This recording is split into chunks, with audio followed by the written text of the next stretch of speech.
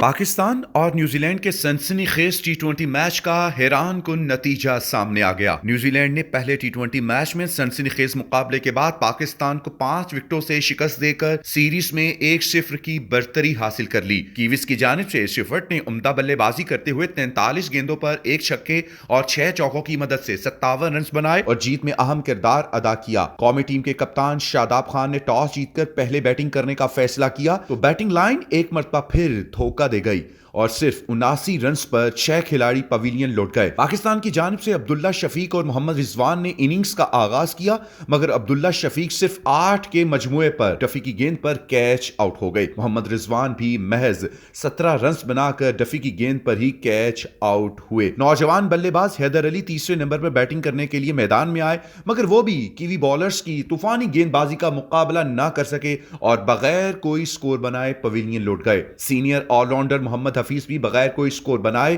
Team کی کشتی کو ڈوبتا چھوڑ گئے، جبکہ خوش دل شاہ بھی صرف 16 رنز ہی بنا پائے اور کیچ آؤٹ ہو گئے۔ فہیم اشرف نے میچ کے آخری اوورز میں جارحانہ بلے بازی کرتے ہوئے 18 گیندوں پر 3 چھکوں اور 2 چوکوں کی مدد سے 31 رنز بنا کر حریف ٹیم کو قابل دفاع ہدف دینے میں اہم کردار ادا کیا۔ ہدف کے تعاقب میں نیوزی لینڈ کے مارٹن گپٹل اور سیفرڈ نے اننگز کا آغاز کیا تو صرف 8 کے مجموعی سکور پر پاکستان کی جانب سے حارث رؤف سب سے کامیاب بولر ثابت ہوئے، جنہوں نے 4 اوورز میں 29 رنز کے عوض 3 کھلاڑیوں کو پویلین کی راہ دکھائی، جبکہ شاہین شاہ افریدی 2 وکٹیں حاصل کر سکے۔ قومی ٹیم کے مستقل کپتان بابر اعظم پریکٹس سیشن کے دوران انگوٹھے پر گیند لگنے کے باعث زخمی ہو گئے تھے، جس کے باعث وہ ٹی20 سیریز نہیں کھیل سکیں گے اور ان کی جگہ شاداب خان کپتانی کے فرائض سر انجام دے رہے ہیں۔